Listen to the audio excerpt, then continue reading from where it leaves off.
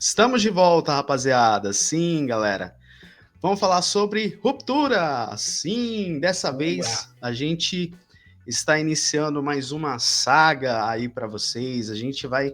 Cobrir aí, a gente vai cobrir aí episódio por episódio da temporada 2 nesse formato de podcast gravado, uma resenha mais direta, essas coisas assim.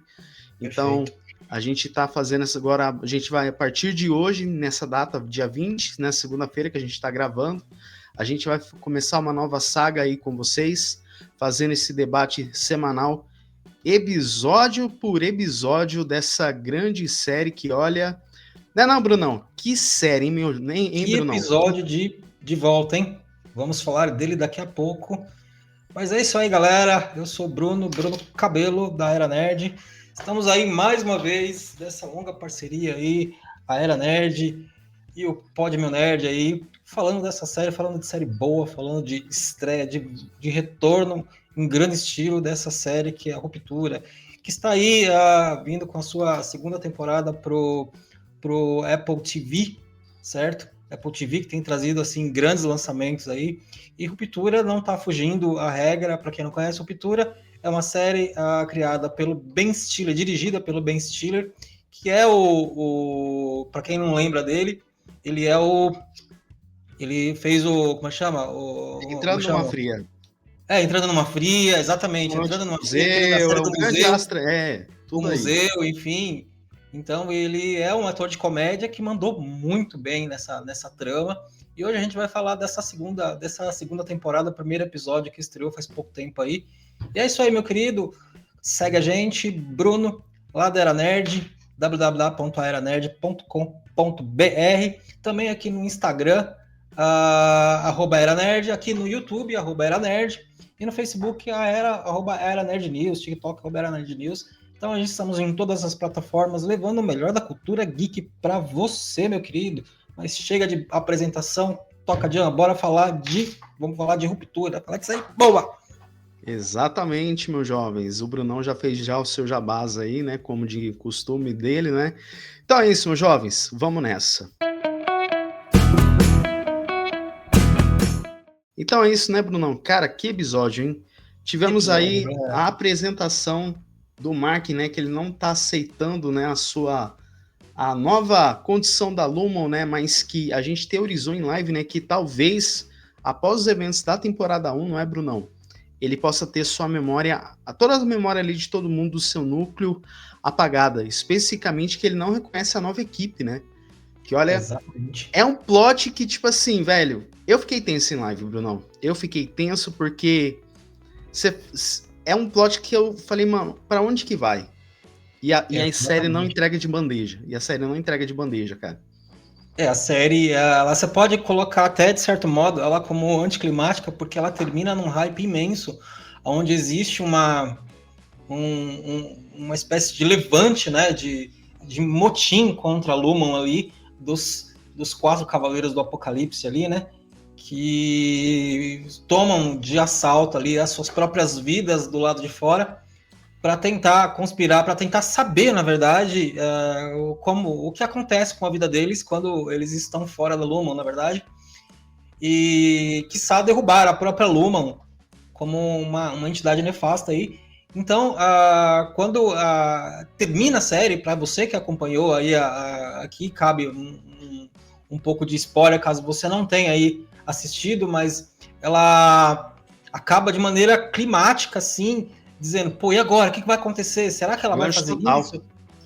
Enfim, acaba num suspense, enfim, e você fica babando pela segunda temporada, e quando começa a segunda temporada, a série apenas dá pistas e diz mais ou menos o que aconteceu, não acaba um e já começa a outra, assim, não. Existe um período de tempo subentendido ali, e a coisa começa como se muita coisa não tivesse acontecido, ou como se muito do que aconteceu tivesse ficado lá atrás, enfim, e você, pô, e aí, voltaram, tal, eles estão de volta, pô, mas e tudo que aconteceu, e a série, ela vai pincelando e vai dando pistas e informações ao longo desse primeiro episódio aí, assim, e você acaba ficando mais ainda pilhado para saber o que aconteceu, porque ela consegue, mesmo sem sem conectar diretamente, né, temporalmente, os dois acontecimentos aí, o início, o fim de um com o início de outro, ela consegue manter o seu hype, porque você fica muito curioso para saber, pô, tá bom, eles não contaram agora, mas o próximo eles vão contar, no próximo eles vão contar, o que aconteceu? O que aconteceu? O que aconteceu?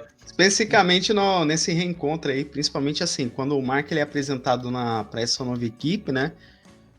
Ele não sabe por que ele tá ali, né? Você fica até. Eu fiquei com uma certa estranheza em live, que a gente assistiu junto na Twitch, aí eu fiquei com uma certa estranheza em live. Falei, pô, mas por que ele não reconhece? Aí a gente ficou teorizando, né? Pô, será que apagaram a memória dele? Porque meio que a Lumon, né? Ela é isso. Tanto na temporada 1, pô, se você sabe demais, alguma coisa vai acontecer aí. Então, nesse sabe demais, não cara. Não tem ética para lidar com a mente das pessoas, assim, geralmente. Ela é uma incorporação que é tida como um deus, na verdade, quase, para os seus funcionários. Então, ela não quer saber se é bom, se é mal, se é ético ou se não. Ela vai fazer porque ela precisa proteger ela mesma, né? Só que eu vejo que a série acerta bem, cara. É nesse negócio. Sabe aquele negócio que a gente ficou comentando em live, Bruno? Pô, tem coisa a mais aí? Especificamente, por que o Mark quer só arranhou por área superfície do que é a Lumon. Ainda tem muita coisa para rolar ainda, cara. Porque a gente ficou comentando assim, falei, pô, se o Mark ele foi um líder do seu grupo ali de funcionários e que agora ele tá no outro grupo, eu falei, cara, alguma coisa vai acontecer nessa temporada 2. Só que para mim, o ápice ainda é quando que no momento ele tá com a sua equipe e em seguida ele é convocado pelo Milkshake, né? Ou como o Mark fala, milkshake, né? Milkshake. Só que o mais interessante que eu quero ver que essa temporada vai andar é que no momento em que a Halle tá conversando com a galera, velho, ela mente o que ela viu na temporada anterior. Tipo assim, exatamente. Eu falo, mano... Esse eu acho que é o X da questão, é o buraco negro de todo o primeiro episódio. Porque acontece o seguinte, a Halle, né, ela é herdeira do CEO da Lumon, tipo, diretamente, né? Só que depois dessa aí, a gente não sabe se ela entrou na Lumon por algum tipo de programa de experimentação, né? Porque esse episódio prova, né? Ou se tem alguma coisa mais na Halle. Só que eu vejo que a série acerta muito bem, porque por muitas das vezes o protagonismo é do Mark, é o Mark ali. Só que esse episódio prova que agora a Halle vai ter o seu protagonista agora. Exatamente. Isso eu achei interessante, mano. Isso eu achei interessante. Exatamente, assim, a série toda, na verdade, o plot, na verdade, quase todo da série, que começa com ela propriamente dito, né? Já dá a entender logo no primeiro episódio que ela é a vertente de todos os acontecimentos, que de cara, assim, mano, que ela tem um personagem, tem um papel muito específico nessa história, tanto é que durante a história inteira da primeira temporada, a história pessoal dela não é contada. A história pessoal dela é descortinada no último episódio. Por quê? Porque a série segura salpica, até o fim, né? Ele salpica. Ela, de fato de que ela submeteu a si própria à experiência, né, de ruptura, para provar a validade, talvez, ali da ruptura enquanto procedimento empresarial ali, enquanto se permitiu ser manipulada mentalmente para provar a viabilidade do que eles acreditam ali, né, enquanto experiência, enquanto empresa. E a série, durante a primeira temporada toda, essa dualidade entre o que o eu externo dela quer, que nunca é muito claro, durante pelo menos a primeira temporada, certo pelo fim, e o elo dela interno, querendo de todas as maneiras escapar, querendo fugir. Então, acho que ela não contava com essa rebeldia, talvez, dela mesma dentro do sistema, na verdade. E será que, de fato, a mente dela foi apagada? Será que fizeram uma lavagem cerebral? Será que ela mentiu porque ela teve a mente dela apagada? Ou será que ela, de fato, foi convencida pela externa dela que o programa de fato era uma coisa boa, enfim, né? Eu acho que para mim o melhor exemplo disso aí, você tá falando, agora eu tô mais contigo, é a cena final. Porque você pode reparar bem, nesse momento em que o Mark trabalha com a galera, pode ver que no PC do Mark, não sei se eu consigo dar um close na cena, dá um close na foto o plano de fundo da área de trabalho dele é da esposa dele. Então, pelo que dá para entender agora o que a série vai trabalhar isso, eu acredito que seja isso, até eu vi em outros canais, é que será que existem outros entes queridos deles trabalhando na Lumon? Porque a saga maior é da esposa do Mark, porque ele fica nessa dualidade até hoje. E se você for ver, todo mundo tá concentrado ali, certinho, trabalhando em alta produtividade. Só que quando dá um close ali na tela ali do Mark, cara, e deu um close na esposa dele, eu falei, mano, eu acho que a série vai trabalhar essa parte de entes queridos. Porque você sabe como é que é a Lumon, né, Brunão? Lumon sempre vai ter uma coisa embaixo aí nela, aí, né? A Lumon, ela é mais ou menos como a Umbrella no Resident Evil. Ela não tem dedos, não tem, como é que eu vou dizer, não tem brios, não tem nenhum senso moral para manipular a mente das pessoas, assim como a Umbrella Academy não tem senso moral para manipular o T-Vírus lá, entendeu? Então, assim, eu concordo com você que existem mais parentes, talvez. Sim. Eu não comprei a ideia de que a versão da esposa morta tenha sido demitido, né? Que tenha sido espontâneo, na verdade, né? Que ela tenha sido pega, na verdade, que ela morreu, ou então que ela tenha sido salva por alguma razão. Eu acho que a morte da esposa dele foi, de fato, uma coisa mancomunada. Tipo, eu vou morrer, e talvez a esposa dele seja como a própria Helen, na verdade. Ela se vendeu, mentiu para todo mundo, simulou a própria morte para todo mundo, para pertencer a essa organização, de certo modo. Ao sistema, né, se você for ver. Ao sistema, e todos eles, na verdade, os mais inocentes, no fim das contas, são os 4, na verdade, né? Porque que eu acredito assim, já que você falou nesse negócio dela pertencer ao sistema, eu quero debater um pouquinho sobre o Miltic, né? Porque, por mais assim, que ele seja o encarregado desse grupo de funcionários aí, ó, pra você ver como que eu entendo ele, né? Ele, toda hora, ele sempre esteve por trás ali do jogo, não sei o quê. Só Colocar na tomada, vai falando. Só que aí ele sempre esteve por trás, assim, como que ele manipula a galera. A melhor cena pra mim, a melhor cena que eu acredito, assim, pra mim, é essa dele, tipo assim, estando na sala da Cobel, né? E ele pedindo toda hora, ó, muda meu nome pra Miltic. Então, se a gente for entender, na minha visão, eu acredito isso. Se eu for entender bem, se a gente for entender bem, é um exercício. A Cobel, ela tava querendo estudar o Mark ali, como ele se comportava, né? Só que quem tava mais manipulando o jogo, tentando ali fazer o afronte, era o Miltic. Então, por isso que agora o Miltic, ele tá meio agora tentando nessa do Miltic que a gente não conhecia até o momento. Sim. Até a primeira temporada, ele era inflexível. Ele estava focado em servir a Lumon como funcionário e não fugia ou arredava de nenhuma das leis impostas pela Lumon, na verdade. Ele nunca, em momento nenhum, ele se mostrou durante a primeira temporada relutante ou questionador acerca do que de fato era Lumon.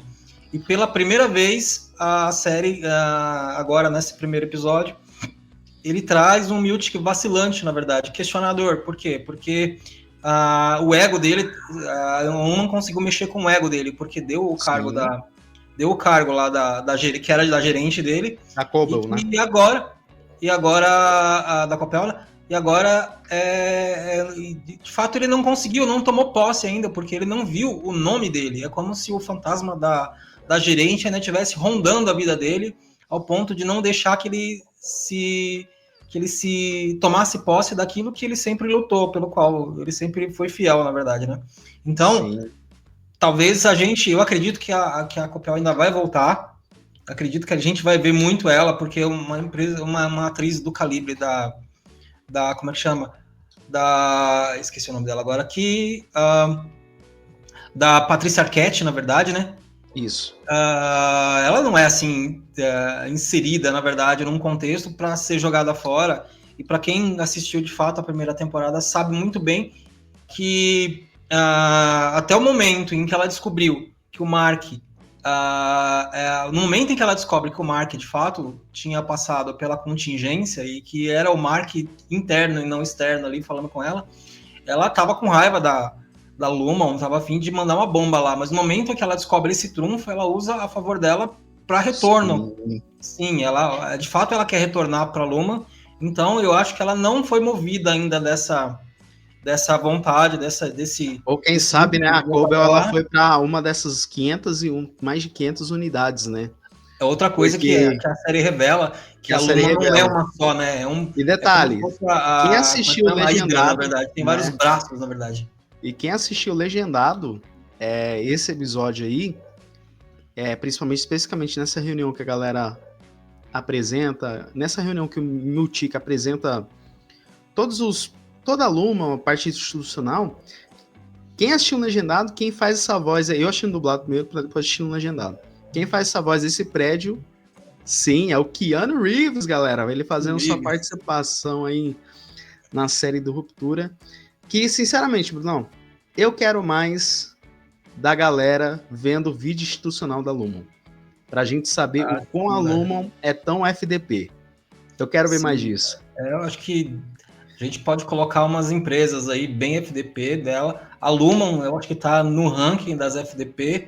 Acho que pode citar também a Umbrella. Se você conseguir pensar em mais alguma outra ali, a gente vai ao longo da série. Se você souber, diz nos comentários uma empresa do entretenimento que é FDP, faz favor, faça a gente saber. Eu estou citando duas aqui, mas o chat está aberto para você falar quais mais você acha que ferraram mais os seus funcionários, as suas... E eu quero ver mais, chafurdar mais do passado da Lumon e entender como funciona mais essa mecânica. Lembrando que a gente ainda tem uma ponta solta da primeira série, da primeira temporada, que é aquela que implementava os chips, que acabou matando lá o soldado lá. E ela tá perdida ainda, assim, ela tá fora todo esse contexto e não se sabe ainda qual o paradeiro dela. Até mesmo do CEO que é o do Kirk Egan, né? Que é esse grande responsável aí. Detalhe, cara. E você entrou nesse ponto aí, mano, que eu acredito assim, quando o Miltic começou a dar corda para a equipe do Mark, cara, eu acho que eles vão aprofundar nesse passado, o que a Lumon era ao longo da temporada. Porque o que a gente não sabe é o que a Lumon era antigamente, até chegar nesse grande porte que é. Exatamente. Eu acho que ainda a gente vai ver... São questões para trabalhar aí a série, entendeu? A gente vai ver mais, eu acredito, do passado desses personagens, assim... Principalmente, talvez a série possa até explorar a infância da Helen, até se tornar as motivações que levaram ela a se tornar a quase, né, presidente, porque o pai dela tá bem velho agora, né? Você percebe que o homem fizeram a questão de colocar uma pessoa bem idosa, como quem diz, eu tô passando o cetro para você. Então agora ela já está com a mão na presidência, assim, e ela cedeu a si própria como experiência para poder convencer as pessoas de que, de fato, a ruptura é um processo válido e legal de se fazer, entendeu? Até mesmo ele colocando pessoas de diferentes idades, né? Ou até mesmo... Exatamente. Eu achei essa menina fantástica. Essa menininha me comprou do primeiro momento em que eu vi ela, cara. O tiozinho eu gostei dele. Não, o tiozinho gostei, pô. Eu tiozinho demais, cara. Ele é um ator já bem antigo, já de outras séries, de outras peças, na verdade, de cinema. Enfim. E esse latino também, né? Esse latino, italiano, acho, né? Sei lá que ele é, porque naquele momento que ele mostra que a Lumon tá distribuído pelo mundo, eu falei, velho, será que eles estão trocando de lugares os funcionários para aqueles funcionários... Espalhando, na verdade, para dirimir, para tentar dissolver, na verdade, a revolta, na verdade, né? Cara... Tipo, vou colocar um revoltado aqui, outro revoltado ali, porque aí eles vão ficar isolados e não vão conseguir articular entre si. É uma estratégia, mas é uma estratégia perigosa, né? Porque uma maçã podre acaba estragando todas as outras, certo? A primeira a estragar tudo foi, de fato, a Helen, que é quem mais queria que a coisa funcionasse, na verdade. E tinha que ter contado a verdade, né? Esse é o problema. Você viu que ela foi a peça, na verdade, a chave de mudança introduzida. A série começa, na verdade, em tese, né? Por mais que não passe o passado pregresso, antes da entrada dela, mas a série começa já a degringolar com uma opinião dela, por mais que ainda exista um questionamento meio que velado para cada um deles, né? Mas é ela, a atitude dela que gira contra a própria Lumon, que ela mal sabe. Isso aqui é estranho, né? Porque ela vai contra. Então, assim, na primeira você tem quase uma certeza de que ela não está consciente do que ela está fazendo. Não. Ela é de fato uma outra pessoa. Nem todo mundo falar na verdade, né? Porque então, né? Então, mas já na segunda você acha que existe um... Não, o melhor exemplo disso aí é o Irving. Porque Sim. ele descobre, né, o que era aquele funcionário, o que ele queria mesmo ficar e tudo mais. E ele viu que, pô, não é aquilo que ele tanto sonhava quando esse cara estava sendo interno da empresa. Exatamente. E começa então você sente que tem uma semente plantada, tem mais semente sendo plantada ali, tá ligado? É assim, a empresa funciona, mas a empresa não é perfeita, na verdade. Então, eles não conseguem criar um mecanismo perfeito. A prova de questionamento, a prova de... Não é a prova como é que chama? De erros, na verdade. Então, existem... como é que chama? Existem fatos, na verdade, que levam ao questionamento das pessoas, como os quadros na parede, que mostram uma hora uma coisa, outra hora outra coisa, entendeu? O próprio vacilo do Miltkin em deixar o livro em cima de uma cadeira, que foi um ponto quase de revolta. Então, o livro se meio você que for ver esse ponto aí, esse livro descrito pelo cunhado do Mark, Mark, né? Cara, esse livro aí vai ser importante pra essa temporada 2. Porque meio que eu sinto que na temporada 1 eu falo, mano, esse cunhado do Mark tem alguma coisa. E o livro, ele é a força motriz porque da temporada 1 acontece, só que ninguém sabe a funcionalidade do livro. E quando ele deixa em cima da mesa dele, eu falei, pô, vai ter alguma coisa ali. Provável que talvez possa até ser revelado, se eles quiserem usar esse plot, de que a deixada do livro ali dentro foi meio que intencional, de certo modo, entendeu? Eles podem muito bem usar isso como o Milt, que ele sempre teve as suas próprias vontades e sempre foi motivo pelas suas próprias... Sempre teve suas próprias motivações, por mais que não fossem necessariamente a revolta, mas ele podia ter motivação de tomar todo o poder, e seria uma maneira até de sabotar a própria experiência, porque ele queria, de certo modo, tomar... Tanto é que ele conseguiu. Depois que tudo degringolou, ele se tornou se tornou gerente, na verdade, né? E está enlutado por essa posição. Então, menção honrosa para essa corrida Tom Cruise do Mark, hein? Menção honrosa nela. Sim. A série, eu acho que ela traz uma camada de drama muito maior agora. Por quê? Porque você já tem todo um background de acontecimentos, então você não consegue enxergar os personagens da mesma maneira, né? Você não consegue ver eles, você começa a questionar cada coisa que eles fazem, se de fato a mente... Porque uma vez que você mexe com a mente do personagem, você ferra tudo, né? Você ferra tudo. Nada mais faz sentido ou tudo faz sentido de repente. Entendeu? As coisas perdem um pouco a estribeira, entendeu? Então, assim, a série, ela começa, no começo ela é até meio confusa, mas depois ela fica muito clara e você acaba se prendendo com isso, cara.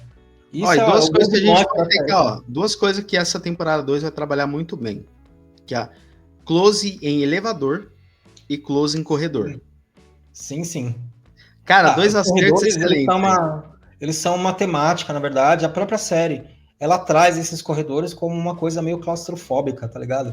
Ela é uma peça de claustrofobia, dizendo, estou te prendendo. Aliás, toda alegoria, você pode ver que dentro da Lumen, tudo é retrô, cara. Você só tem todas as peças são retrô. São tudo anos 40, anos 60, tudo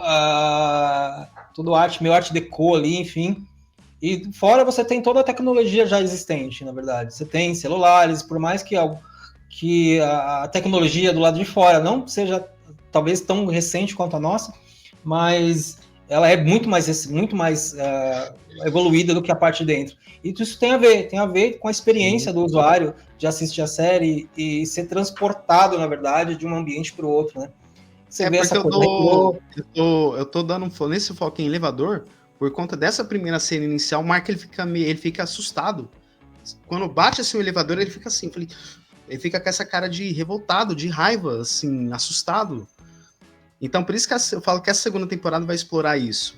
E a série também, nesse primeiro episódio, também vai eu falo, cara, corredor vai ter a sua finalidade, porque na primeira temporada você tinha um caso ali da esposa do Mark, a Casey, né?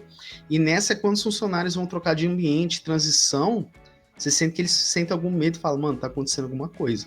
E a série abre um precedente para spin-off imenso, cara. Imenso. Porque a partir do momento que você abre para 500 unidades da Lumon, cara, você abre para 500 células de revolta em outros lugares, entendeu? E assim como o próprio Mark, ele pode, de repente, estourar uma e ir atrás das outras, entendeu? Tipo, sim. Olha, a gente derrubou uma e estamos indo atrás das outras, porque nós queremos que todas acabem, enfim. Então, assim, é uma Matrix, na verdade, né? É uma alegoria da Matrix. Alegoria da caverna de Platão, eu vejo e todos vocês podem ver.